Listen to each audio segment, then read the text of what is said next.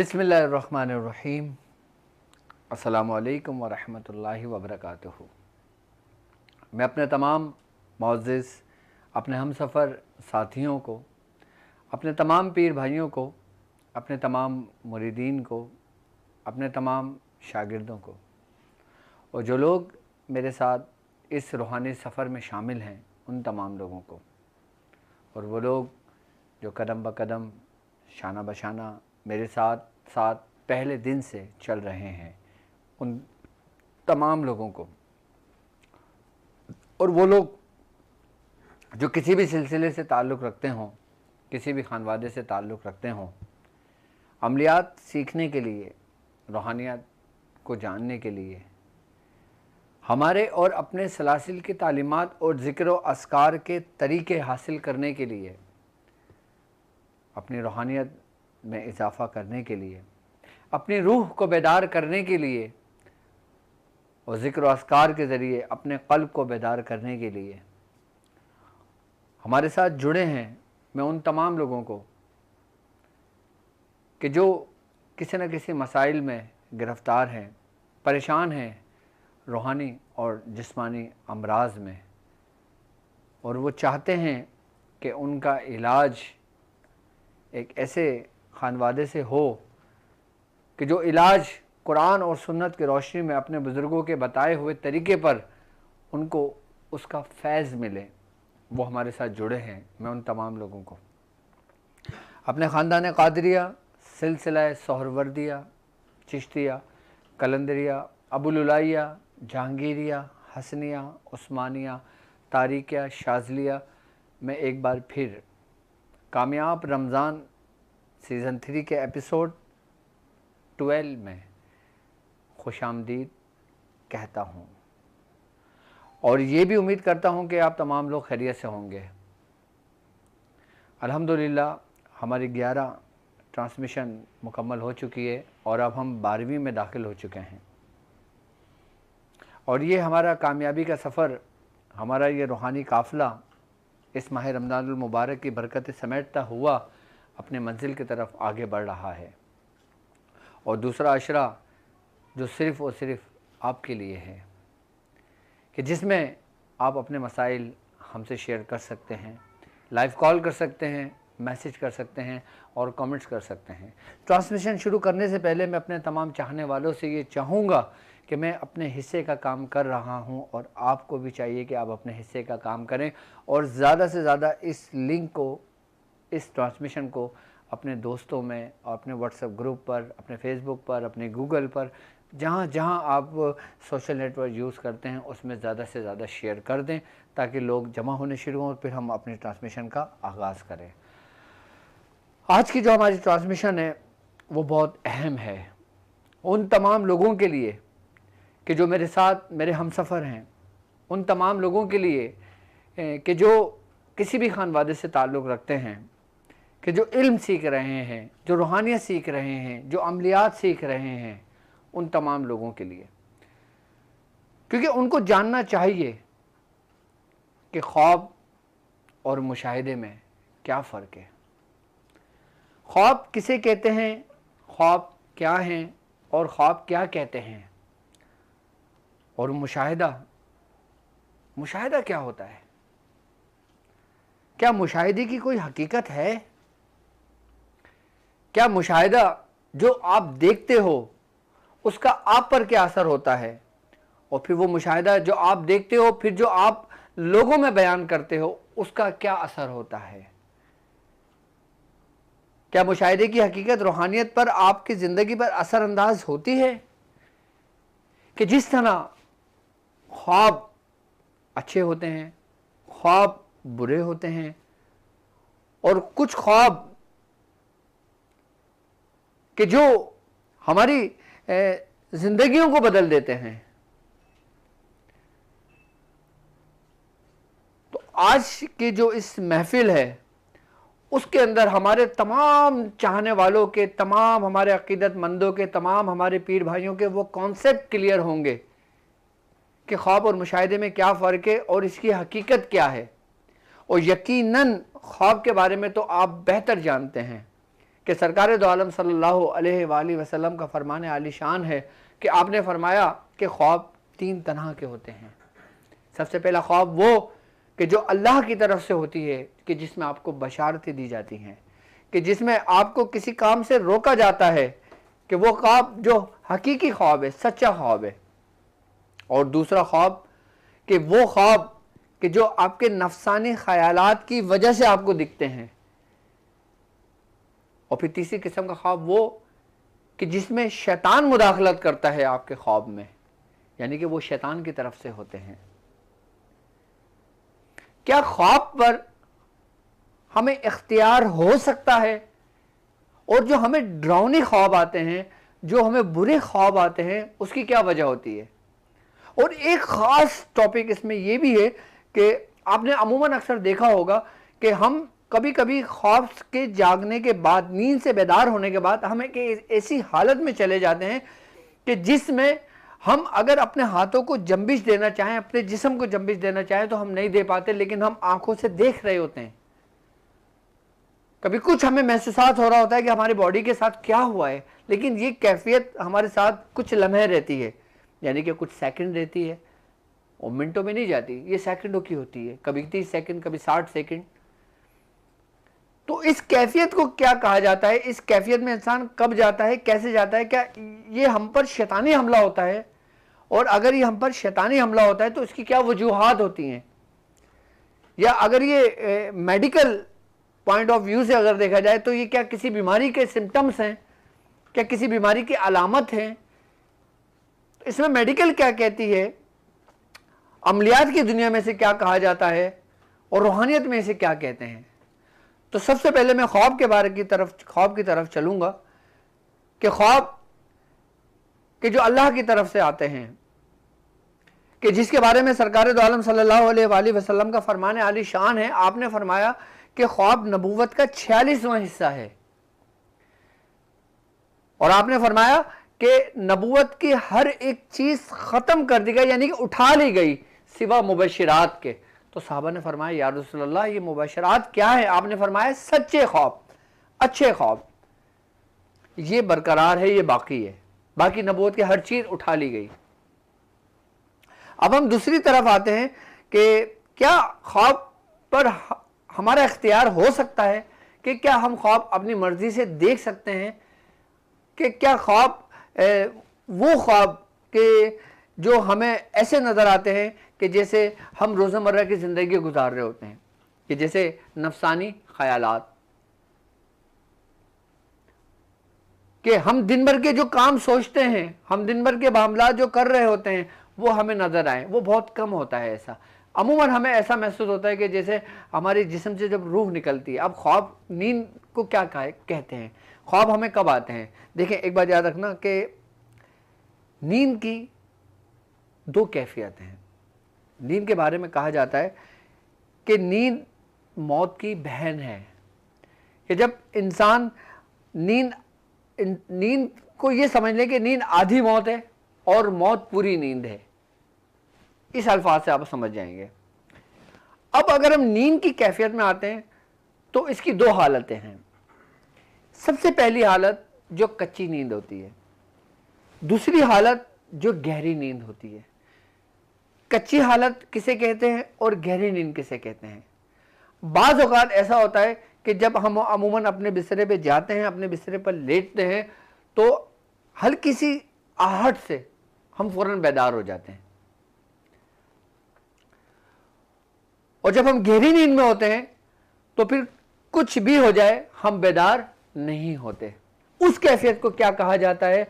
और ये जो हम कहते हैं कि जो ये हमारे साथ जो एक कैफियत होती है, जिसे हम कहा जाता है कि स्लीप पैरालिसिस, इसको इंग्लिश में कहते हैं स्लीप पैरालिसिस, यानी कि नींद में फालिज का होना, यानी कि उसके सिम्टम्स होना, उसके अलामत होना। इसके बारे में मेडिकल ये कहती है कि जब हम कच्ची नींद में होते हैं, या जब हम गहरी नींद लेकर कच्ची नींद में दाखिल होते हैं, और कच्ची नींद से जब हम अचानक बेदार होते हैं, यानी कि रूह की रफ्तार ये है कि हमारी पलक झपकने से पहले रूह हमारे जिस्म के अंदर दाखिल हो जाती है। स्लीप पैरालिसिस की मेडिकल ये कहती है कि इंसान की कैफियत उस वक्त होती है कि जब इंसान का दिमाग तो जाग रहा होता है, लेकिन उसकी जो बॉडी होती है ना, उससे उसका राब्ता मुनक़ता हो जाता है। ये कुछ सेकंड के लिए होता है कि जैसे मौत के वक्त इंसान के ऊपर ये कैफियत तारी होती है, लेकिन दिमाग जाग रहा होता है और उसके बाद जब उसके बॉडी से जिस्म का हिस्सा मुनक़ता होता है तो उसकी वजह से हम अपने हर जिस्म को जंबिश नहीं दे पाते। मेडिकल इसका ये रीज़न कहती है।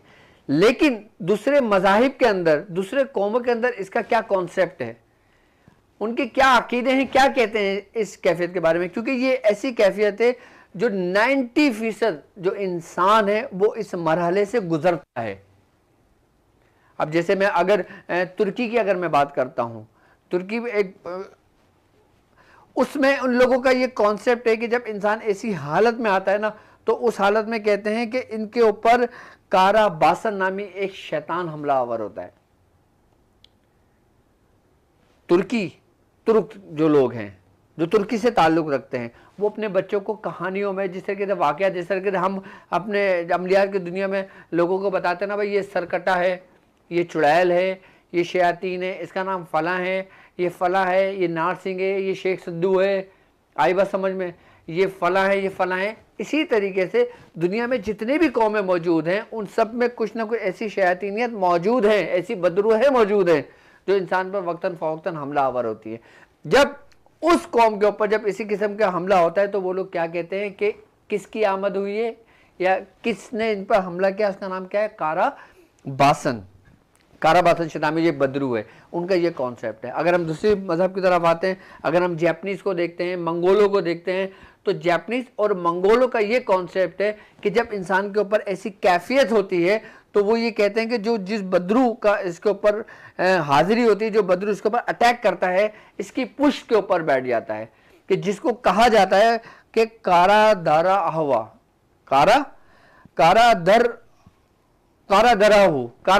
उसको कहा जाता है। उस बदरू का नाम जो है कारा दराहू है, कि जो जैपनीज का बाकायदा ये कॉन्सेप्ट है जैपनीज लोगों का और मंगोलों का, कि वो क्या कहते हैं, कारा दराहू नामी एक बदरू है जो इंसान के ऊपर उस हालत में हमला करती है।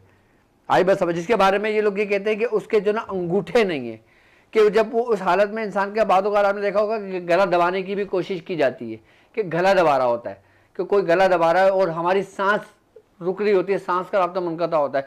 लेकिन जो हमारे जो मुसलमान लोग हैं, अक्सर वो लोग देखते हैं कि इस हालत में वो लोग लाहौल पढ़ने शुरू कर देते हैं, या वो इस हालत में देखते हैं कि हम आयतल कुर्सी पढ़ रहे हैं, या इस हालत में वो देखते हैं कि हम रब का कोई कलाम पढ़ते हैं या रब का नाम लेते हैं, हम अल्लाह कहते हैं, तो फ़ौरन हमारे जिस्म से जुदा होता है, हम अपनी असली हालत में आ जाते हैं। क्योंकि सरकार दो आलम सल्लल्लाहु अलैहि वसल्लम का फरमान है कि जब इंसान सोने के लिए लेटता है और जब गहरी नींद में चला जाता है तो एक शैतान उसके ऊपर आ जाता है, मुकर्रर हो जाता है, और वो उसके जो गर्दन, जो गला है ना, इधर गिरह लगा देता है। कौन लगा देता है? शैतान। अच्छा, जब इंसान नींद की हालत में जब सोता है ना, जब जाता है सोने के लिए, तो शैतान जो होता है ना, वो नाक के जो नथने होते हैं ना, उसमें जो बाल होते हैं, तो बुजुर्गान दीन फरमाते हैं कि शैतान रात भर उसमें क़याम करता है। और जो लोग आयतल कुर्सी पढ़कर सोते हैं, सोने की दुआ पढ़ के सोते हैं, अपना बिस्तरा झाड़ कर सोते हैं, सूरह मौज़ूतैन पढ़ के सोते हैं, रब का कलाम पढ़ के सोते हैं, तो शैतान उनसे दूर रहता है, क्योंकि वो एक दायरा हिसार में आ जाते हैं। अब हदीस में है ना कि जब इंसान कोई आयतल कुर्सी पढ़ता है तो एक फरिश्ता मुकर्रर कर दिया जाता है। क्यों मुकर्रर कर दिया जाता है? क्योंकि वो मुहाफ़िज़ बन जाता है। वो जो शैतान जो उसके करीब आ रहा होता है ना, वो उसके खौफ से रुक जाता है, दूर हो जाता है। अच्छा, इस कैफियत में हम रब का कलाम भी पढ़ते हैं, उसके बावजूद भी हमें डरावने ख्वाब आ जाते हैं, बुरे ख्वाब आ जाते हैं। जब शैतान तो आपके करीब आया नहीं, फिर आपको डरावने ख्वाब क्यों आए, फिर आपको बुरे ख्वाब क्यों आए? उसकी क्या वजह थी, उसकी क्या वजूहात हैं? वो दरअसल जो ऐसी कैफियत हो जाती है हमारे साथ, उसमें हमसे कुछ ना कुछ ऐसी गलती सरजद हो जाती है कि जिसमें हमें डरावने ख्वाब आने लगते हैं। जैसे कि कपड़ों का नापाक होना, हमें पता नहीं चलना। अब हमें मालूम है कि हमारे कपड़े पाक है, लेकिन उसमें कोई पेशाब की छींट आ गई थी, हम किसी बच्चे को धुला रहे थे, उसकी छींट आ गई थी, हम नींद में थे, हम ऐसे सो गए, हमने कलाम भी पढ़ लिया, हमने सब कुछ कर लिया, लेकिन वो हमारे जिस्म से जो नापाकी जो चिपकी हुई है ना, फिर वो शैतान उसी सूरत के अंदर फिर डरावने ख्वाब बन के हमारे ख्वाबों के अंदर मुदाखलत करते हैं। अब जैसे किसी जगह का नापाक होना, आई बस समझ में। और एक बात याद रखना कि जब कभी ऐसी कैफियत होती है तो वो हमारे खुद अपने हाथों की कमाई की वजह से होती है। इसीलिए बुजुर्गान दीन फरमाते हैं कि जब तुम सोने का एहतमाम करो तो बिस्तर को झाड़ लिया करो, सोने की दुआएं पढ़ लिया करो, हर चीज़ पाकी का ख्याल रखा करो, क्योंकि सफाई निस्फ ईमान कहा गया है। सफाई के बारे में कहा गया है कि ये निस्फ ईमान है। अच्छा, उन लोगों को ये डरावने ख्वाब ज़्यादा आते हैं जो पाकिस्तान से बाहर रहते हैं, कि जैसे कोई शख्स पाकिस्तान से हिजरत करके यूएस चला गया, कि कोई पाकिस्तान से हिजरत करके कनाडा चला गया। अब क्यों, जब वो कहीं गया तब यकीनन वो अपनी रिहाइश का भी इंतज़ाम करेगा। अब जब वो अपनी रिहाइश का इंतज़ाम करेगा तो जिस जगह पे उसकी रिहाइश होगी उस जगह पे पहले जो लोग रहते होंगे उनका असर उस घर पर होगा। जब उनका असर उस घर पर होगा और जब कोई शख्स घर में दाखिल होता है, घर में रहता है, तो उसका रिफ्लेक्शन उसके ऊपर ज़रूर पड़ता है। तो इसमें मुतासिर होने वाले लोग ज़्यादातर वो लोग होते हैं जो जहाँ पे अल्लाह का नाम नहीं लिया जाता, जहाँ पे कलाम इलाही नहीं पढ़ा जाता। बाहर मुल्कों में कुछ जगह ऐसी भी हैं जहाँ पे अजान नहीं दी जाती, कि जहाँ पे अजानों की आवाज़ नहीं आती, जहाँ पे रब का कलाम नहीं पढ़ा जाता, लेकिन वहाँ मुसलमान भी रहते हैं जो अपने घर में इसका एहतमाम करते हैं, जिक्र भी करते हैं, पढ़ते भी हैं, लेकिन उसके बावजूद भी उनका घर मुतासिर होता है। क्योंकि आग के पास जब आप बैठोगे तपिश तो आपको आनी है, आप उस तपिश से नहीं बच सकते, लेकिन महफूज रह सकते हो। तपिश आप महसूस करोगे लेकिन उससे बच नहीं सकते। हिफाजत आपकी होगी जो आप कलाम इलाही पढ़ लो, इबादत कर रहे हो, लेकिन जब आपके बच्चे घर से बाहर निकलते हैं, जब आप घर से बाहर निकलते हो तो उसका रिफ्लेक्शन आप लोगों के ऊपर पड़ता है, उससे घर मुतासिर होता है। इसीलिए सरकार दो आलम सल्लल्लाहु अलैहि वसल्लम ने फरमाया कि जब तुम कोई ऐसा कोई डरावनी ख्वाब देखो या कोई बुरे ख्वाब देखो तो उसका किसी से जिक्र नहीं करो, और उसी वक्त अपने बाएं जानिब आप सूरह फलक और सूरह नास पढ़ के 3 दफ़ा धुतकार दो, तो फिर वो ख्वाब जो ना उसकी ताबीर जाहिर नहीं होगी। क्योंकि ख्वाब के बारे में कहा जाता है कि कोई भी ख्वाब हो, अच्छा हो, बुरा हो, डरावनी हो, उसकी मिसाल ऐसे है कि जैसे परिंदे ना अपने जो ना पाँव जो होते हैं ना वो सुकड़े में आई बस समझ, और जब आप उस ख्वाब का किसी से जिक्र करते हो ना तो वो परिंदे अपने पैर फैला लेते हैं या अपने पर फैला लेते हैं, जिससे उसकी ताबीर जाहिर होने लगती है। इसीलिए बुजुर्गान दीन फरमाते हैं कि अच्छा ही ख्वाब क्यों ना हो, तुम उसका जिक्र हर किसी से ना करो। अगर तुम्हें जिक्र करना है तो तुम किसी अहले इल्म से करो, अपने दोस्त से, ऐसे दोस्त से करो जो आपसे मुखलिस हो। यहां तक कि अपने बीवी बच्चों से भी जिक्र ना करो। अगर तुम अपनी औलाद के मुतालिक कोई अच्छा ख्वाब देखते हो तो तुम उस ख्वाब का जिक्र अपने बच्चों से ना करो, कि जिस तरीके से ख्वाब हजरत यूसुफ अलैहिस्सलाम के बारे में देखा गया था, जैसा ख्वाब हजरत यूसुफ अलैहिस्सलाम ने देखा था। तो ख्वाब के बारे में यह है कि ख्वाब किसी को बयान नहीं करना चाहिए, और बुरे ख्वाब, डरावने ख्वाब तो हरगिज बयान नहीं करना चाहिए। ये तो था हमारा ख्वाब का मामला। अच्छा, अब एक ख्वाब ऐसा है कि वो ख्वाब की एक ऐसी कैफियत है, आई बात समझ में, आपने अमूमन आप उस कैफियत में गए होंगे। एक तो ये स्लीप पैरालिसिस की, ये एक अलग है। एक ख्वाब की कैफियत है कि जिसे कहा जाता है लूसिड ड्रीम, लूसिड ड्रीम जिसे कहा जाता है। अब ये लूसिड ड्रीम ख्वाब की कौन सी कैफियत है, कौन सी हालत है? देखिए, जब हम गहरी नींद में चले जाते हैं ना, बिल्कुल गहरी नींद में चले जाते हैं, तो हम उस गहरी नींद से एक ऐसी कैफियत में दाखिल हो जाते हैं। आई बस समझ, जैसे इस कैफियत को यूं समझे कि ऐसा कहा जाता है कि ऐसी गहरी नींद का ख्वाब जो इतना हकीकत पर मुबनी हो, यानी कि आपने जो ख्वाब देखा वो इतना हकीकत पर मुबनी हो कि या तो उस ख्वाब के असरात जागने के बाद भी बाकी रहें और आप उसको महसूस करें, या ख्वाब में ही आपको ऐसा लगे कि आप ख्वाब की हालत में हैं। आप अमूमन लोगों ने देखा होगा कि वो ऐसी कैफियत में होते हैं कि अब मिसाल के तौर पे उसका असर इतना गहरा होता है कि उनको बाकायदा तौर पर ख्वाब में उठने के बाद अगर कोई अच्छा ख्वाब इस कैफियत में देखता है कि जैसे लोग देखते हैं कि भाई मेरे घर मेरे मुर्शिद की आमद हुई है, आई बस समझ में, और वो खुशबू से कमरा महक रहा है। अब यानी कि ख्वाब की हालत में उसने मुर्शिद को देखा, आई बस समझ, किसी औलिया अल्लाह को देखा, किसी बुजुर्ग को देखा, किसी नबी को देखा, किसी भी ऐसी कैफियत में किसी औलिया अल्लाह को जो देखा जाता है ना, उस कैफियत को जो ना लूसिड ड्रीम कैफियत कहा जाता है, कि जिसमें उसके असरात उसके जागने के बाद भी बाकी रहते हैं। कि जैसे अक्सर देखा होगा कि बुज़ुर्गों ने ख्वाब की हालत में कुछ तालीम किया और जब वो उठे तो वो पत्थर वहाँ मौजूद था, जब वो उठे तो वो खुशबू वहाँ मौजूद थी, वो उठे तो वो चादर उनको नसीब हुई, वो उठे वो ऐसे बुजुर्गों को बहुत ख्वाब आए। तो ये वो ख्वाब की वो इंतहाई हालत थी, क्योंकि हुजूर करीम सल्लल्लाहु अलैहि वसल्लम की हदीस है ना, आपने फरमाया कि जिसने मुझे ख्वाब में देखा वो अनकरीब अपनी आंखों से देखेगा। तो हुजूर की बात तो सच होनी है ना, क्योंकि हक आपने फरमाया, क्योंकि रब ताला आपकी जुबान में कहता है कि जब इंसान उस कैफियत में होता है, उस ख्वाब के असरात जो होते हैं वो इंसान की ज़ाहिरी ज़िंदगी पर उसी वक्त असरानंदाज होते हैं, उसको वो महसूसात करता है, हर चीज़ देखता है। आई बस हमने, अब हम आते हैं, ये तो हो गया हमारे ख्वाब के मामलात के, ख्वाब के हालात। अब हम आते हैं मुशाहिदे पर।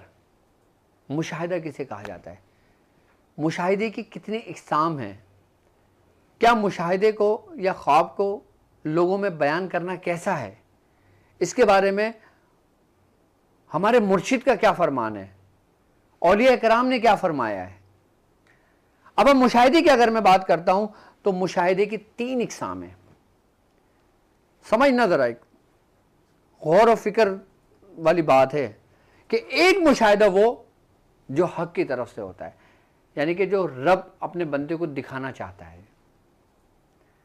जिसको मुशाहिदा हकीकी कहा जाता है, कि जिसमें इंसान का कोई इख्तियार नहीं है, ना इंसान का कोई गुमान था, ना इंसान का कोई ख्याल था, ना इंसान का कोई ऐसा फेल था, लेकिन रब ने उसको दिखाना शुरू किया, रब ने उसको अजायबात की दुनिया दिखानी शुरू की, रब ने उसको नेमतें दिखाना शुरू करी। वो रब की तरफ से हकीकी मुशाहिदा है। और दूसरा मुशाहिदा जो है वो है नफसानी मुशाहिदा। अब नफसानी मुशाहिदा क्या है और इसका क्या फ़र्क है, हकीकी मुशाहिदे में और नफसानी मुशाहिदे में क्या फ़र्क होता है, और हम किस तरह ये जानेंगे कि ये हकीकी मुशाहिदा है, यानी कि ये अल्लाह की तरफ से, या फिर ये हमारा नफसानी मुशाहिदा है, यानी कि जो हम चाहते हैं। इब्तिदाई वक्त के अंदर कि जब इंसान मुराकबा करता है, इब्तिदाई वक्त के अंदर जब इंसान जिक्र अस्कार करता है, तो वो कोई एक ख्याल बांधता है, एक गुमान बांधता है, उस पर तवज्जो करता है, वो कोशिश करता है उसकी सारी यकसुई एक जगह पे तवज्जो उसकी मरकूज हो जाए, उसकी रूहानियत एक जगह पर आ जाए। आई बात समझ में। अब उसने ये गुमान करना शुरू किया कि मैं बैठा हूँ, मेरे साथ मेरे मुर्शिद की महफिल है, मैं अपने मुर्शिद की महफिल में मौजूद हूँ, मेरे सारे पीर भाई भी मौजूद हैं, आई बात समझ में, और मैं भी उसमें मौजूद हूँ, और मैं देख रहा हूँ कि वहाँ पे बहुत सारे अल्लाह तबारक ताला के नेक और बड़े बरगुज़ीदा बंदों की आमदें हो रही हैं। मैं ये इस ख्याल में बैठा हूँ, मैं, आई बात समझ में। अब ये मैं गुमान रख रहा हूँ, आई बात समझ में। अब ये इब्तिदाई वक्त की बात बता रहा हूँ, मैं वो बता रहा हूँ जो प्रैक्टिकली है, मैं किताबों की बात नहीं बता रहा आपको, मैं हकीकत से आपको आशना करा रहा हूँ इस वक्त कि हमने ये बनने शुरू कर दिया। अब ये जो हमारा मुशाहिदा है, ये जो हमारा नफसानी मुशाहिदा है, जो मैं ये ख्याल बांध रहा हूँ या मैं ये कैफियत में हूँ, और फिर मेरी ये कैफियत पुख्तगी की तरफ जाने शुरू होती है।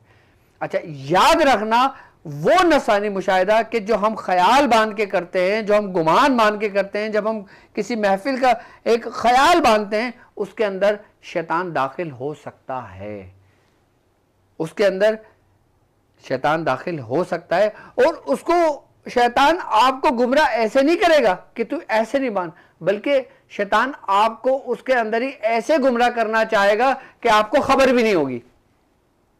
इसकी मिसालें, हकीकत इसमें हिकायतें मौजूद हैं बहुत सारी, और बड़े बड़े लोग, बड़े बड़े रियाजतों के मालिक गुमराह हुए हैं इसमें। हमारे मुर्शिद फरमाते हैं कि तुम कभी भी अपना मुशाहिदा किसी को बयान ना करो। याद रखना, अगर तुमने अपना मुशाहिदा बयान किया, आई बात समझ में, तो 90% तुम्हारे चांस है कि तुम गुमराही का दरवाजा अपने लिए खोल लो। कौन फरमा रहा है?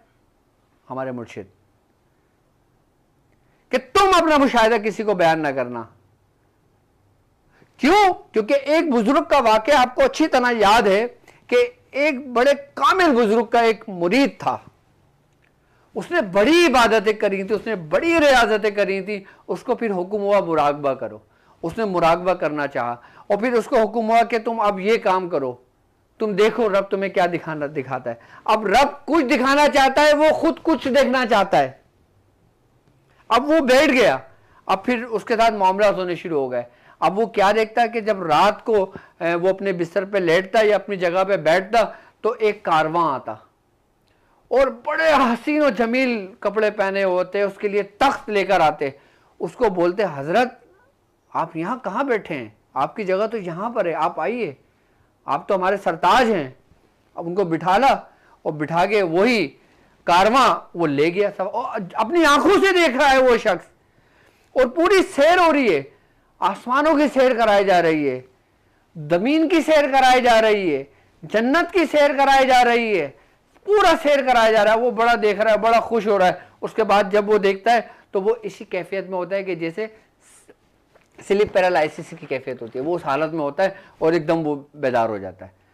वो देखता है, सुभान अल्लाह सुभान अल्लाह, मैंने क्या मंजर देखा, आहा क्या जन्नत के बागात थे, नहरें बह रही थी, शहद बह रहे थे, मेरे मुर्शिद वहां मौजूद थे, मेरे मुर्शिद मुझे शहद दे रहे थे। वो कह रहे थे कि जाओ अब तुम ये शहद ले जाओ और तुम जिसको पिलाओगे उसको शिफा होगी।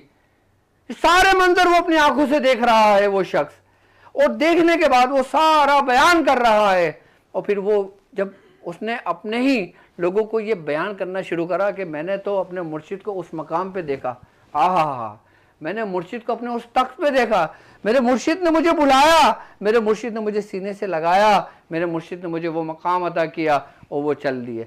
अब जब वो लोगों में बात फैलने लगी, अब चाहे बात कुछ भी थी, लेकिन जब उसने लोगों को बयान शुरू करा ना, और वो लोगों ने जब मुर्शिद को बताया तो मुर्शिद ने कहा, अच्छा ये मामला है, तो आज उससे ये कहना कि जब तुझे कोई लेने आए ना और जब तू चला जाए तो ला हौल वला कुव्वत इल्ला बिल्लाहिल अलीय्यिल अज़ीम पढ़ लेना 3 दफा।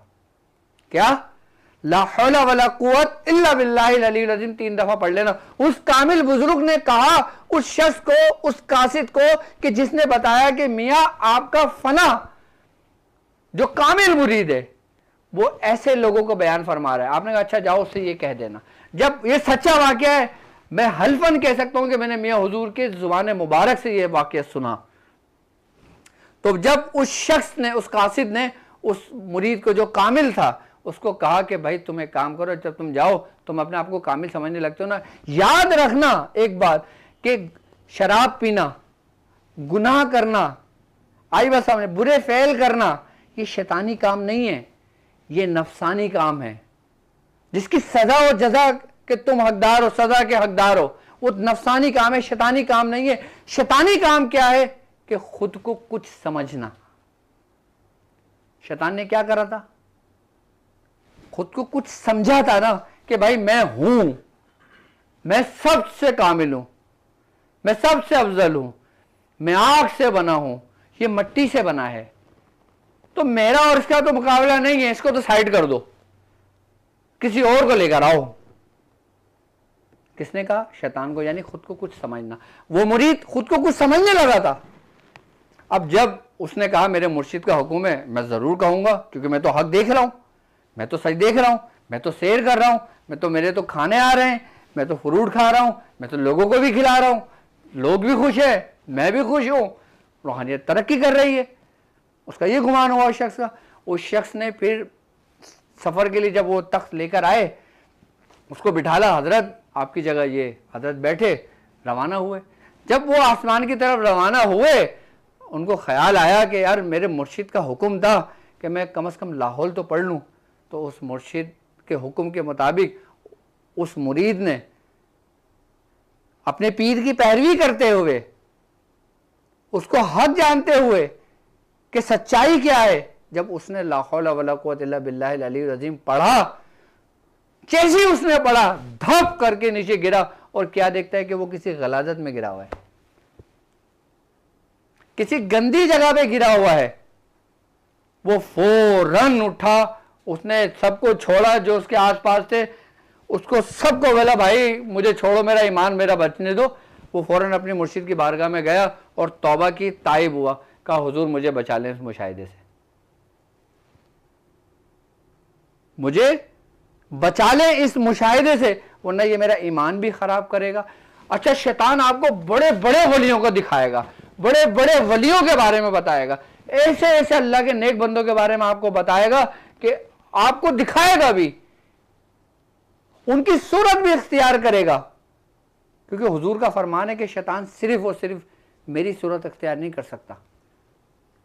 इसका मतलब है फिर वो किसी की भी इख्तियार कर सकता है, वो बहुत कुछ आपको दिखाएगा।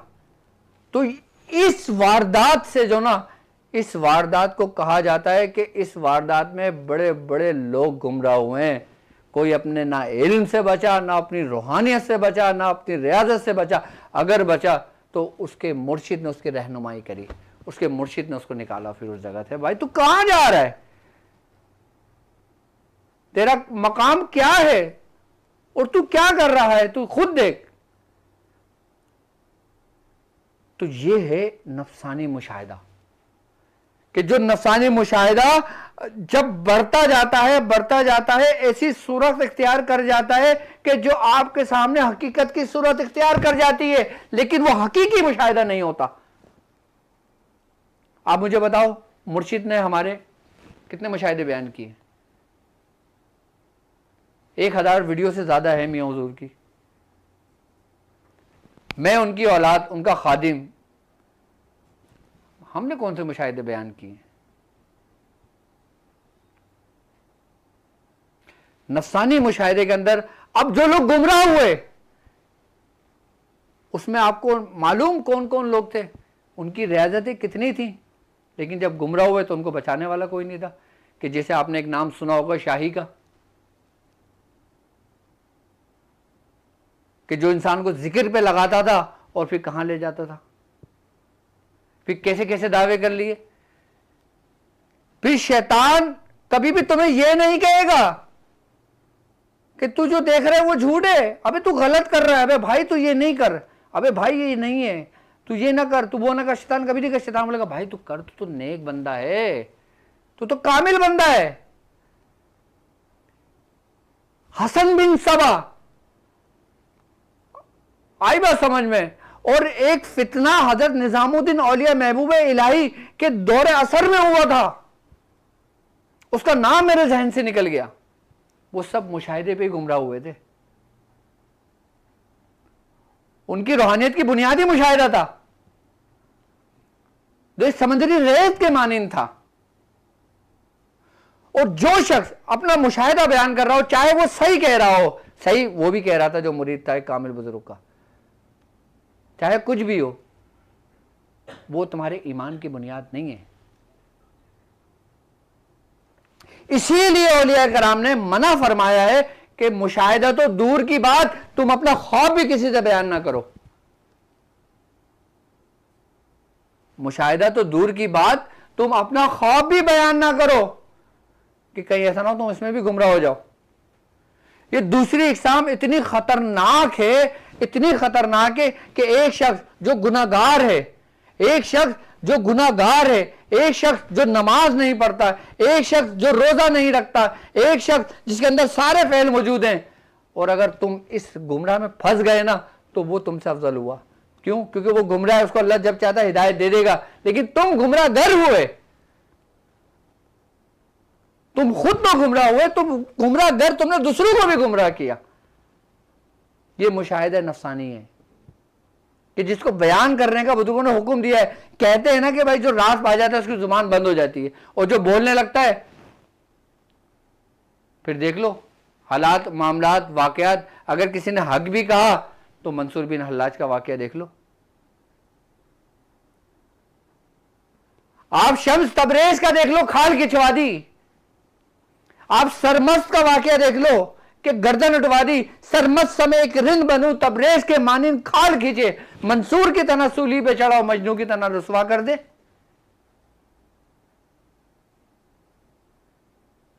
इसमें आफियत में वही मुरीद रहता है जो अपने मुर्शिद से चिपटा रहता है, जो उससे अलग होता है और खुद को कुछ समझने लगता है, फिर भाई अल्लाह ही हाफिज है। कि एक गुमराह शख्स वो कभी भी हिदायत पे आ सकता है। वो रब से तौबा करे, मेरे रब मैंने नमाज नहीं पढ़ी, मैं गुनाहगार हूं, मैं निदामत करता हूं, मैं आंसू बहाता हूं, आंसू बहाए, आई बस मैं सजदे में जाए, अपने रब को राजी करे, रब राजी हो गया। लेकिन वो जो अपने साथ लोगों को गुमराह करे, जैसे हर दौर में फितने उठे हैं, हर दौर में उठे हैं। आफियत में कौन रहा? जो अपने मुर्शिद से जुड़ा रहा। याद रखना, इस हालत में, नफसानी मुशाहिदे में आपको आपका मुर्शिद ही बचाता है, क्योंकि हुदल लिल मुत्तकीन लजीना है, हिदायत सिर्फ मुत्तकियों के लिए है। अब आ जाते हैं हम तीसरे मुशाहिदे पर। तीसरा मुशाहिदा क्या? जो है ही मुशाहिदा शैतानी। इसका वाकया तारीख में क्या मिलता है? अब बोले ना यार, मुशाहिदा तो आंखों से देखने का हाल है। शैतान को किसने देखा था? हजरत सैयदना शेख अब्दुल कादिर जिलानी रज़ी अल्लाह ताला अन्हु ने। आप जंगल में इबादत कर रहे थे, एक आसमान से रोशनी आई, जागती आंखों से आपने देखा। आपका ना कोई ख्याल था, ना कोई गुमान था, ना आपने कोई ऐसे महफिल का कोई वो बांधा था समा कि मेरे साथ ऐसा हो, ऐसा हरगिज नहीं था। वो अचानक जंगल के अंदर आसमान से रोशनी टपकी और उसमें एक आवाज आई कि अब्दुल कादिर, मैं तेरा रब हूं, कि मांग तू क्या मांगता है, और हम तुझसे खुश हुए, हमने तेरी तमाम इबादतों को कबूल किया, और जा, हमने तुझे नमाज माफ कर दी। जब ये आवाज आई कि हमने नमाज माफ कर दी, आपने सोचा नमाज तो अंबिया को माफ नहीं है, तो मुझ जैसे शख्स को क्यों माफ हो गई? कि यकीनन ये शैतान का हमला है। आपने फरमाया ला हौला वला कुव्वत इल्ला बिल्लाह, धड़ पड़ के आसमान से रोशनी अंधेरे में तब्दील हुई और एक नंगा बरहना शख्स उस जमीन पर आपके सामने गिरा। क्या था? याद है ना वाकया? किसका वाकया? सरकार गौस पाक के हयात मुबारका का वाकया। वो शैतान गिरा। अब देखो कि उसने जाते जाते क्या वार किया। शैतान ने कहा कि अब्दुल कादिर, तुझे तेरे इल्म ने बचा लिया, तुझे तेरे इल्म ने बचा लिया। आपने फरमाया कि मलऊन, मुझे मेरे इल्म ने नहीं, मुझे मेरे रब ने बचाया है। बुजुर्गान दीन फरमाते हैं कि जिसका आखिरी वार था ना कि तुझे तेरे इल्म ने बचा लिया, ये पहले वाले वार से ज्यादा खतरनाक था। आपने क्या कहा? मुझे मेरे इल्म ने नहीं, मुझे मेरे रब ने बचाया। तो वो जो था ना, वो शैतानी मुशाहिदा था, वो शैतान की तरफ से था।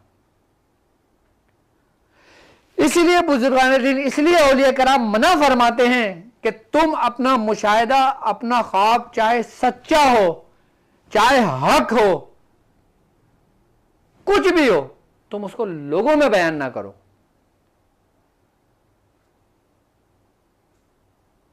मना फरमाया है। जब हमारी तरबियत का जो वक्त था, जब हमारे साथ के हमारे पीर भाई थे, अब तो वो पीर भाई जो हमारे इब्तिदाई वक्त के साथ थे अभी भी मौजूद हैं,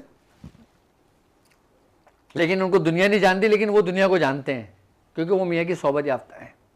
हमें इतना भी हुक्म नहीं था कि वाजिब, अगर तुमने ख्वाब में अंधेरे में रोशनी देखी, खबरदार अगर तुमने अपने भाई को बताया, कि खबरदार अगर तुमने बताया। याद रखना, हमें तो इस कदर मियां हुजूर ने फरमाया था कि अगर तुमने अपना ख्वाब बताया तो यकीन जानो तुमने जो कुछ किया वो सब खत्म हो जाएगा। आज हमें एहसास होता है हमारे मियां हुजूर ने हमें कहां कहां बचाया और किस किस तरह बचाया। वरना आज हम अपने आप को, पता नहीं डॉक्टर साहब अपने आप को क्या समझ बैठते कि ये तो मुजद्दिद हैं आज के दौर के, जिस किस्म के मामलात हालात हमारे सामने, हमारी आंखों ने देखे, हमारे सामने हुए। लेकिन अल्हम्दुलिल्लाह सुम्मा अल्हम्दुलिल्लाह हमारे मुर्शिद ने हमें महफूज रखा, मुर्शिद ने हमें बचाया। अगर हमारी रहनुमाई वो ना करते तो शायद हम भी आज गुमराह होते, क्योंकि ये शैतान का वली पर ऐसा वार है, ऐसा वार है कि जिससे समझ लो बहुत कम वली, वो वली बच जाते हैं कि जो अपने मुर्शिद से जुड़े हुए होते हैं, और जो अपने मुर्शिद से ही आगे निकल जाए तो भाई वो तो भाई बहुत ज़्यादा कामिल हो गए ना। कोई भी हो, चाहे डॉक्टर साहब ही क्यों ना हो, अगर मैं डॉक्टर अब्दुल वाजिद शाज़ली, अगर मैं अपने मुर्शिद से एक कदम भी आगे निकलता हूं ना तो मैं हलाक हो जाऊंगा। ये मेरा यकीन है कि अगर मैं उनसे एक कदम भी बाहर निकला मैं हलाक हो जाऊंगा। अगर मैं साथ भी चला तो शायद मैं हलाक हो जाऊं, अगर मैं पीछे रहा तो मैं आफियत में रहा, सुकून में रहा। आप देखें, अभी से शुरू से देखें कि मेरे नाम के आगे सिर्फ डॉक्टर अब्दुल वाजिद शाज़ली लगता है, कुछ भी अलकाबात हम इस काबिल ही नहीं है। यहां तक कि मैं आपको मियाँ हुजूर की बयाज़ें मैंने देखी, मियाँ हुजूर का नाम बयाज़ों में क्या लिखा हुआ, खादिमुल औलिया, खाक पाए मुर्शिद हकीम तारिक अहमद शाज़ली, खाक पाए मुर्शिद हकीम तारिक अहमद शाह आरिफ, खादिमुल फुकरा हकीम तारिक अहमद शाह आरिफ। मियाँ हुजूर ने कभी खुद नहीं कहा कि मैं कामिल हूं, दुनिया ने कहा हुजूर आप कामिल हैं, आप अकमल हैं, आप कामिलों की रहनुमाई करते हैं। वरना अबुल शरीयत, पीर तरीकत, रहबर शरीयत, पता नहीं कौन कौन से अलकाबाद ऐसे हैं कि जिनको लगता है कि वो अलकाबाद लगेंगे तो वो दुनिया पहचानेगी, हाँ भाई ये टक्कर का बंदा है, ये कोई है काबिल बंदा है जिसके नाम के आगे इतने अलकाबाद लगे हुए हैं। और जिस बंदे के आगे सिर्फ नाम लिखा रहे भाई ये तो बस ऐसे ही है, छोड़ दो। तो मियाँ हुजूर तो अलकाबाद भी अपने नाम के आगे नहीं लगाते, वो तो अलकाबाद भी मियाँ हुजूर के नाम के आगे हम जैसे मुरीदीन लगाते हैं, क्योंकि हम जैसा देखेंगे हम वैसे लगाएंगे। तो अल्लाह तबारक व तआला हमें ऐसी गुमराही से बचाए। और याद रखना कि जो अपने मुर्शिद को छोड़कर, जो शख्स अपने मुर्शिद को छोड़कर, अपने मुर्शिद को छोड़कर तना हो जाता है, शैतान उसको घेर लेता है, शैतान उसको घेर लेता है। अब मैं हूं ना, अब मेरी जिंदगी में बड़े बड़े कामिल लोग गुजरे हैं कि जिनसे मैंने सिर्फ दुआ लिए, हाथ किसी के हाथ में नहीं दिया। मैंने अपना हाथ सिर्फ और सिर्फ अपने वालिद मोहतरम, अपने मुर्शिद हकीम सूफी तारिक अहमद शाह आरिफ के अलावा कभी जिंदगी में किसी के हाथ में नहीं दिया। जबकि ऐसे कामिल कामिल लोग मुझे मिले और कहा कि हुजूर ये ले लें, मैंने कहा मैं अपने मुर्शिद के हाथों लूंगा। वरना अब जाहिर सी बात है, वो तबरुकात, वो रूहानियात, वो चीजें, वो इजाजतें जो कह रहे हैं कि वाजिद ले लो आके, मैं कहता हूं मुझे मुर्शिद के हाथों चाहिए। वो हाथ मेरे मुर्शिद के हो तो मुझे कबूल है, वो चेहरा मेरे मुर्शिद का हो तो मुझे कबूल है, वो वजूद, वो जिस्म मेरे मुर्शिद का हो तो मुझे कबूल है, वरना मुझे कुछ भी कबूल नहीं है। चाहे तुम जन्नत भी मेरे सामने लाके पेश कर दो, और अगर वो मेरे मुर्शिद के हाथों नहीं है तो मुझे कबूल नहीं है। मुझे कबूल, मेरी जन्नत क्या है? मेरा मुर्शिद। क्यों? क्योंकि मेरे मुर्शिद ने मुझे बताया कि बेटा दीन क्या है, मेरे मुर्शिद ने मुझे सिखाया रूहानियत क्या है, मुझे मेरे मुर्शिद ने बताया कि बेटा ये रास्ता है।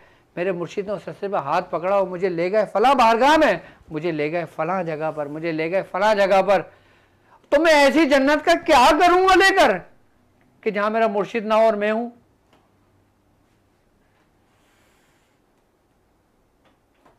तो जो अपने मुर्शिद के वजूद को, मुर्शिद के मकाम को समझ गया, वो आफियत में रहा, चाहे वो जाहिल था। मैं हूं ना, मैं अगर जाहिल हूं ना, लेकिन मैं मियाँ के साथ जुड़ा हूं तो मैं दूसरे कामिलों से अफजल हूं, बेहतर हूं। याद रखना, रूहानियत किसी रियाजत में नहीं है, रूहानियत किसी पढ़ाइयों में नहीं है, रूहानियत परहेजों में नहीं है। रूहानियत अगर है तो अताअत मुर्शिद में है, अतबाए रसूल में है, अल्लाह के हुक्म में है। मुर्शिद जो फरमाता है वो रूहानियत है, यानी कि अमर, हुक्म, उसमें रूहानियत है, उसमें है सब कुछ तुम्हारे लिए, बाकी कुछ भी नहीं है।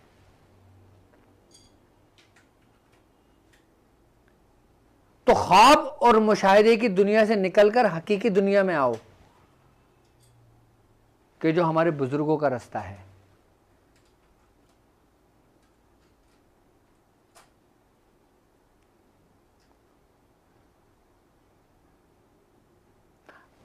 मेरी दुआ है कि अल्लाह तबारक व तआला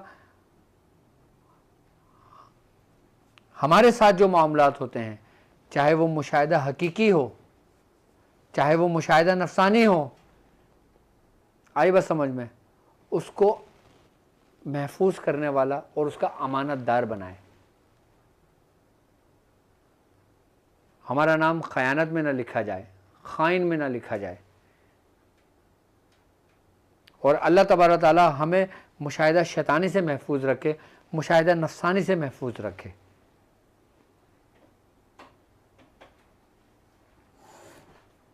क्योंकि सिलसिले की जो अमानतें होती हैं ना, वो सिर्फ इजाज़तें ही नहीं, अमलियात ही नहीं, रूहानियत ही नहीं, बल्कि मुर्शिद की तर्ज ज़िंदगी भी होती है, मुशाहिदात भी होते हैं। खैर वक्त तो बहुत तेज़ी निकल गया, लेकिन एक बात याद रखना कि जिन लोगों को डरावनी ख्वाब आते हैं, या जो लोग डर जाते हैं, या जो लोग कुछ ऐसे मामलात देख लेते हैं, तो आई बस समझ, उनके लिए सरकार दो आलम सल्लल्लाहु अलैहि वसल्लम का फरमान आली शान है। आपने फरमाया कि एक शख्स आपके पास आया, कहने लगा या रसूलल्लाह सल्लल्लाहु अलैहि वसल्लम कि मैं ख्वाब बड़े डरावनी देखता हूँ, मैं डर जाता हूँ। तो आपने फरमाया कि तुम ये दुआ पढ़ा करो। अब वो दुआ क्या है, और उस दुआ को जो हज़रत अब्दुल्ला इब्ने उमर रज़ी अल्लाह ताला अन्हु, आप उस महफिल में मौजूद थे, आपने उस दुआ को याद कर लिया। आपने फरमाया कि जो शख्स जिसको डरावनी ख्वाब आते हों, वो शख्स रात को सोने से पहले ये दुआ पढ़ ले, वो उसको डरावनी ख्वाब नहीं आएंगे। अगर आते भी हैं तो उसके शर से महफूज रहेगा। अव्वल तो आएंगे ही नहीं डरावनी ख्वाब, वो बुरे ख्वाब। दुआ क्या है? औज़ु बिकलिमातिल्लाहि ताम्माति मिन ग़ज़बि व इक़ाबि व शर्रि इबादिही व मिन हमज़ाति शयातीन व यहज़रून। यानी कि मैं पनाह मांगता हूँ अल्लाह के कामिल वो जामे कलमों के ज़रिए अल्लाह के ग़ज़ब, अल्लाह के अज़ाब और अल्लाह के बंदों के शर और फिसाद और शयातीन के वसवसों से, और इस बात से कि वो हमारे पास आएँ। यानी कि स्लिप पैरालिसिस की जो कैफियत है, इंसान उससे भी महफूज हो गया, कच्ची नींद से भी महफूज हो गया, गहरी नींद से भी महफूज हो गया, उनके शर से शयातीन जो ख्वाबों के अंदर दाखिल हो जाते हैं। हज़रत अब्दुल्ला बिन उमर, हज़रत अब्दुल्ला इब्ने उमर रज़ी अल्लाह ताला अन्हु फरमाते हैं कि मैंने अपने बच्चों को ये दुआ तालीम करवाई। अपने जो नाबालिग बच्चे थे ना, हज़रत अब्दुल्ला इब्ने उमर रज़ी अल्लाह ताला अन्हु अपने बाकायदा लिख कर बच्चों के गले में डाल दिया था कि जो बच्चे पढ़ नहीं सकते, जो नाबालिग हों, उनसे महफूज हो जाते हैं। कि वो लोग जो पाकिस्तान में हैं, बाहर हैं, जहाँ कहीं भी हों, आई बस उनके साथ ऐसे ख्वाब के अंदर मामला होते हैं, बहुत ज़्यादा डर और खौफ होता है। तो अगर छोटे बच्चे हों तो यही दुआ लिख कर उनके गले में डाल दें, आई बस समझ में, या फिर इसी दुआ को पढ़ना शुरू कर दें, कम से कम 7 बार पढ़ लिया करें इसको। तो अब हमारे ज़िक्र का वक्त हो गया है, क्योंकि अब जाहिर सी बात है। तो अच्छा, आप हाँ, तो मैं समझता हूँ कि ख्वाब और मुशाहिदे की कैफियत तो आप अच्छी तरह समझ गए होंगे, और मुशाहिदा क्या होता है और ख्वाब क्या होता है बहुत अच्छी तरह आप लोग समझ गए होंगे। अल्लाह तबारक ताला में समझ करने की तौफीक करना, और आपके मसाइल और उनका हल। तो यकीनन दूसरा अशरा आप लोगों के लिए था, लेकिन बात ज़रूरी थी, टॉपिक ऐसा इंटरेस्टेड था कि बात ख़त्म करने को दिल नहीं कर रहा था, लेकिन वक्त का भी थोड़ा ख्याल लाओ, मुझे कॉल दो। तो आप अपने मसाइल और उनके हल के लिए आप हमसे रब्ता कर लें, मुझे लाइव कॉल करें, मैं लाइव कॉल ले लेता हूँ। उसके बाद फिर हम ज़िक्र की जानिब आगे बढ़ेंगे इंशाअल्लाह। हम फिर ज़िक्र करेंगे, और ज़िक्र करने के बाद फिर हम दुआ होगी, दुआ में शरीक हो जाएगा इंशाअल्लाह। उसके बाद फिर हम अपने ट्रांसमिशन को अपना अख्तिताम करते हैं। अगर लाइव कॉल करना चाहते हैं तो इसके स्क्रीन पर नंबर मौजूद है। जी अस्सलाम वालेकुम। वालेकुम सलाम। डॉक्टर साहब कैसे हैं आप? जी अल्हम्दुलिल्लाह। कौन और कहाँ से बात कर रहे हैं? मैं अहमद शाह बात कर रहा हूँ सक्खर से। जी जी बोलें। मुझे इस्तिखारा करवाना है। मैं पिछले 4-5 सालों में बहुत तकलीफों में रहा हूँ। मैं सबके पास गया हूँ, कोई कहता है जादू है, जिन्नात है, दिमागी। अच्छा, आपका नाम क्या है? अहमद शाह। अहमद शाह। अहमद शाह, आपकी वालदा का नाम? बीबी फेरोज खातून। बीबी फेरोज खातून। शहरोज या फेरोज? फेरोज, अच्छा, फेरोज। फेरोज है, ठीक है, ठीक है। और कोई बात? नहीं, बस यही है, मैं बहुत तकलीफों में, मैंने कुरान हिफ्ज़ किया था वो भूल गया, नमाज़ें छूट गई थी, अब शुरू किए और रात को डर जाता हूँ, चीखें करता हूँ, मतलब बहुत मामलात हो गए। ठीक है। अच्छा, आप ठीक है, ठीक है, ठीक है। आपने एक काम ये करना है कि आपने इसी नंबर पे मुझे व्हाट्सअप मैसेज कर दीजिएगा, ठीक है? मुझे आपको कुछ तावीज़ सेंड करना है, ठीक है? जो मामला, जो नेगेटिविटी मैं देख रहा हूँ ना, ये उसको ख़त्म कर देगा और आपके मसाइल हल हो जाएंगे। असल में आपके साथ जो मामला वो घर की तरफ से हैं, आई बात समझ में, लेकिन इंशाअल्लाह ताला वो मामला में बेहतरी आनी शुरू हो जाएगी। वो तावीज़ आपने अपने जिस्म से मल के जलाना होगा, और पढ़ने के लिए आप एक काम ये करें कि आपने सूरह, हेलो, आप मुझे सुन रहे हैं? जी जी हाँ हाँ, डॉक्टर साहब। ठीक है। आपने सूरह कुरैश 40 मरतबा रोज़ाना, आपने 40 मरतबा सूरह कुरैश पढ़ना है। आई बस में पढ़ने के बाद उसको पानी में दम कीजिएगा, वो पानी खुद भी पीजिएगा, अपने घर वालों को भी पिलाइएगा, और घर के अंदर भी आपने छिड़कना है उसको, ठीक है? और ये अमल आपने 40 दिन करना है। 40 दिन के बाद इंशाअल्लाह ताला अमल आपको बिल्कुल आप क्लियर हो चुके होंगे, और फिर मुझे बताइएगा इंशाअल्लाह, ठीक है जी? अस्सलाम वालेकुम। वालेकुम अस्सलाम। जी, कौन? डॉक्टर साहब, एक तो मुझे उस सूरत की इजाजत है जिसमें खबीर अलाई रब्बुना मातुका ज़िबान है, वो सूरत की इजाजत है 3 बार पढ़ने के लिए बालों के ठीक है, लिए। ठीक है, बिल्कुल मेरी तरफ से आपको इजाज़त है। अल्लाह पाक इसमें कबूल फरमाए आपको, ठीक है जी? अस्सलाम वालेकुम। अस्सलाम वालेकुम। जी वालेकुम अस्सलाम अस्सलाम। वालेकुम। जी मेरी बहन, आप सर, इस वक्त मैं लाइव मुझसे फातिमा की बात कर अम्मी रही हैं। फातिमा की अम्मी बात कर रही हूँ, और आप तो दिलों के हाल जानते हैं। अल्लाह ताला आपको सेहत जिंदगी दे। आज मेरी बहू बहुत ज़्यादा रो रही थी, इन ख्वाबों की परेशानी की वजह से। मैं भयानक भयानक ख्वाब आते हैं और फिर वो हकीकत बन के सामने आ जाते हैं।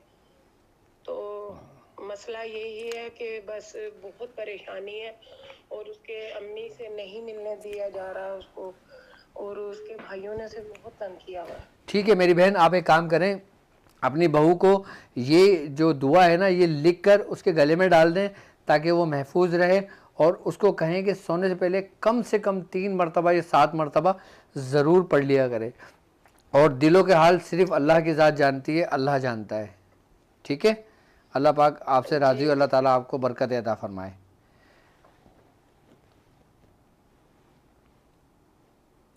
जी अस्सलाम वालेकुम। वालेकुम अस्सलाम रहमतुल्लाहि व बरकातहू। जी, कौन और कहाँ से बात कर रहे हैं?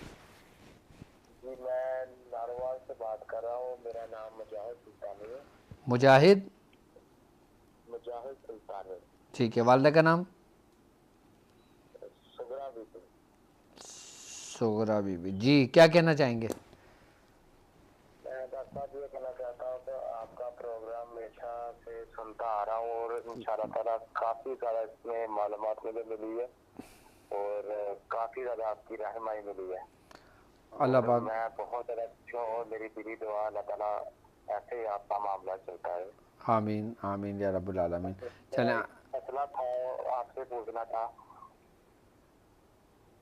जी मैं सुन रहा हूँ, अपना मसला बयान फरमाएं ताकि मैं लोगों से भी बात कर लूँ। और मसला ये था कि मेरा बहन हुई है, तो वो उसके घर लगातार 4 मौतें हुई हैं लगातार। ठीक है, हर साल बाद एक एक अफराज चला गया, फिर दूसरे साल बाद एक अफराज चला गया, फिर तीसरे साल बाद एक अफराज चला गया, अभी चौथा साल हुआ है तो दूसरा अफराज चला गया। 4 आदमी एक घर से चले गए ऐसे लगातार। चलें, आप एक काम कीजिएगा, मुझे ना आप अपने अपने घर की डिटेल मुझे व्हाट्सअप कीजिएगा। मैं इंशाल्लाह ट्रांसमिशन से फ्री होकर मैं आपके आपके घर के मामला हालात देखकर मैं फिर इंशाल्लाह आपसे बात करता हूँ, ठीक है जी? अस्सलाम वालेकुम। अस्सलाम वालेकुम डॉक्टर साहब। वालेकुम अस्सलाम व रहमतुल्लाहि व बरकात। मैं आपको फोन कर रही हूँ डॉक्टर साहब, मैं फोन कर रही हूँ। मेरी बहन, आप इस वक्त मुझसे लाइव बात कर रही हैं, कुछ लाइव में पूछना चाहेंगी? जी जी साहब, साहब मेरी बेटी का एंगेजमेंट हुआ है ठीक है, पिछले जुम्मा। ठीक है। जी अभी वो लोग मना कर रहे हैं, कहते हैं कि हमने ठीक से उनकी खातिरदारी नहीं की। मना क्यों कर रहे हैं? इतने लोगों को बुला मना कर रहे हैं कि उनके लोग बोल रहे हैं कि ठीक से खातिरदारी नहीं की। सही है, ठीक है। आप एक काम करें, उसके लिए सूरह लहब, सुने मेरी बात, नहीं। अब मेरी बात सुन लें। उसके लिए ना सूरह लहब आपने 70 मरतबा पढ़ना है, ठीक है। और आपने अपने पास अपने करीब एक छिटांक लौंग रख लेना 50 ग्राम, ठीक है। सूरह लहब 70 बार पढ़ के आप उस लौंगों पर दम कर दीजिएगा, और उस लौंगों के आपने 9 हिस्से करना है। एक हिस्से के ऊपर 9 मरतबा सूरह लहब पढ़ के दम करना है, और अपना मकसद बयान करके जलाना है। 9 दिन के अंदर अंदर इंशाल्लाह ताला वो उस लड़की को लेने उसके आपके घर खुद आएंगे, ठीक है।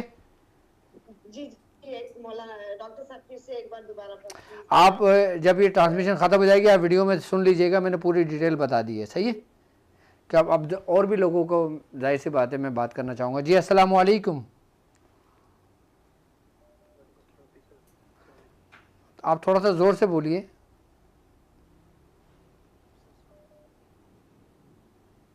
जी अस्सलाम वालेकुम।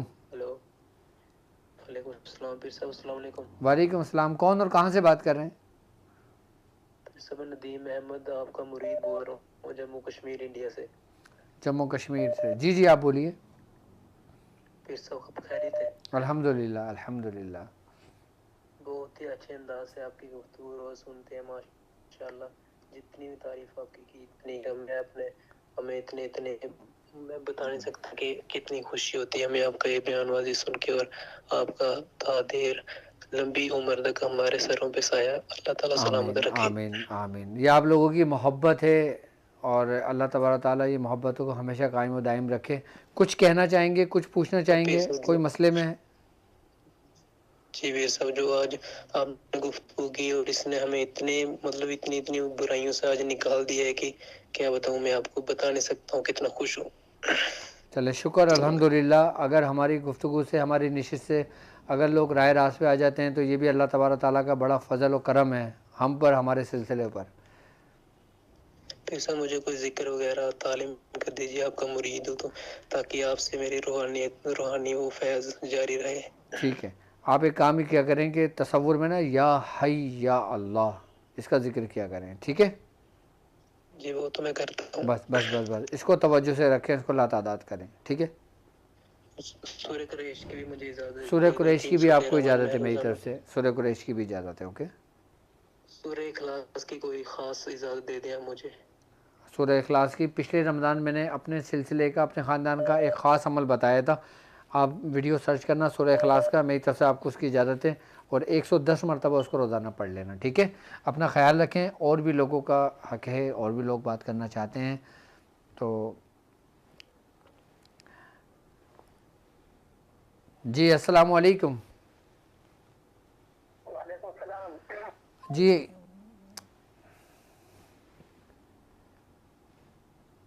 जी अस्सलाम वालेकुम। जी अस्सलाम वालेकुम। वालेकुम अस्सलाम वरहमतुल्लाहि वबरकातुहू।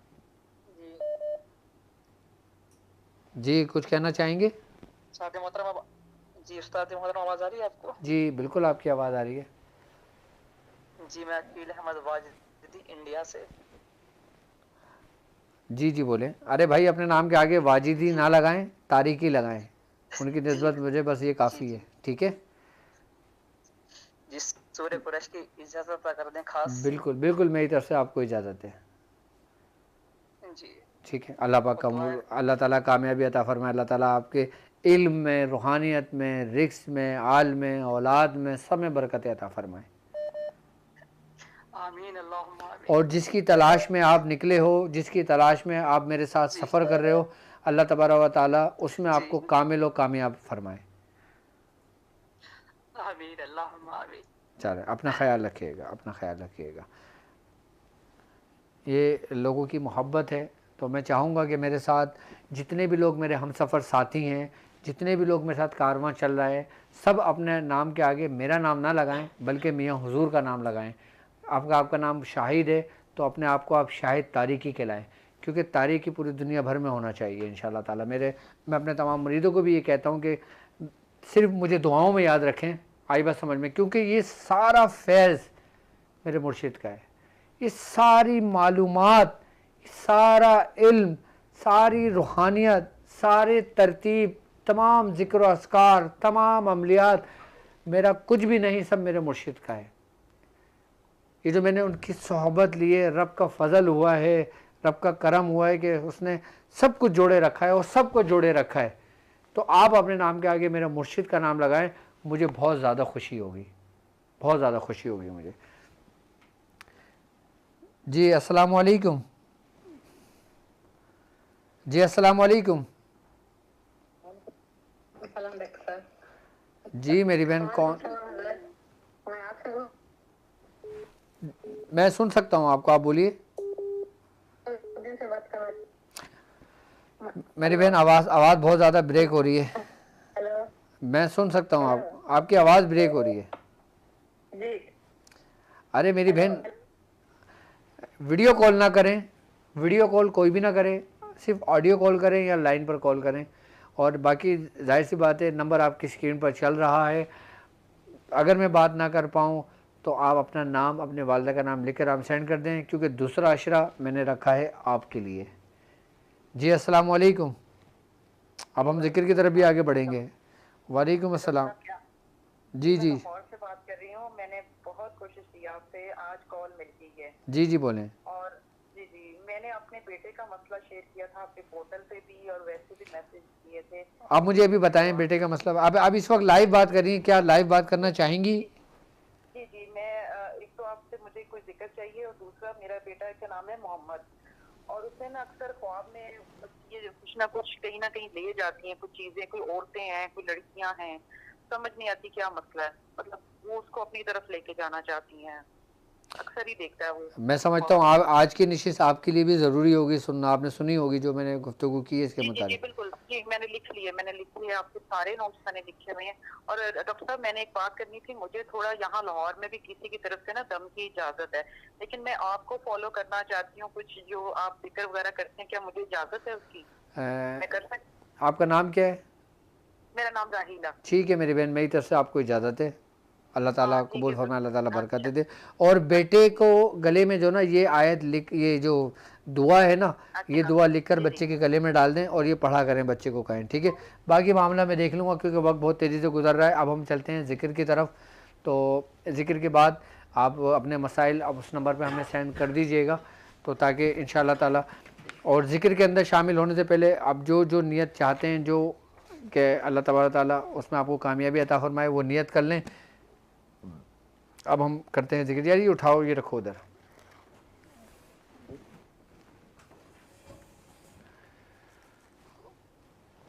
या रसूल अल्लाह रहम कुन नज़र बरहाल ज़ारिम गरीबम बे नवायम खाक सारिम। या रसूल अल्लाह।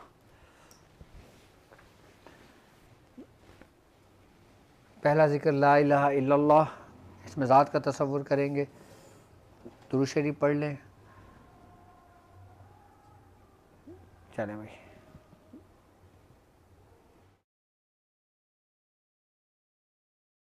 ज़ुल्मते नफ्स को नज्म साक़िब करे अता अल्लाह। ज़ुल्मते नफ्स को नज्म साक़िब करे अता तारिक़ अहमद शाह आरिफ पुरज़िया के वास्ते। तारिक़ अहमद शाह आरिफ पुरज़िया के वास्ते।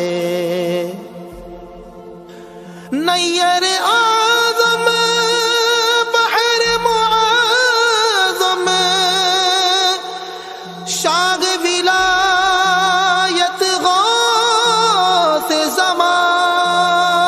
नहर शरीयत बहर तरीक़त ऐन हक़ीक़त नूरुल्लाह। हस्बी रब्बी जल्लल्लाह मा फी क़ल्बी गैरुल्लाह। नूर मुहम्मद सल्लल्लाह ला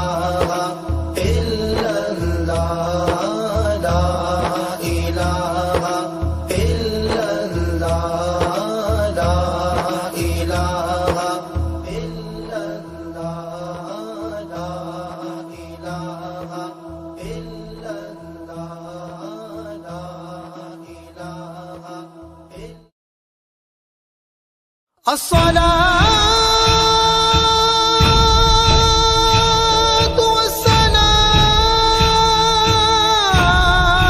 والسلام عليك يا سيدي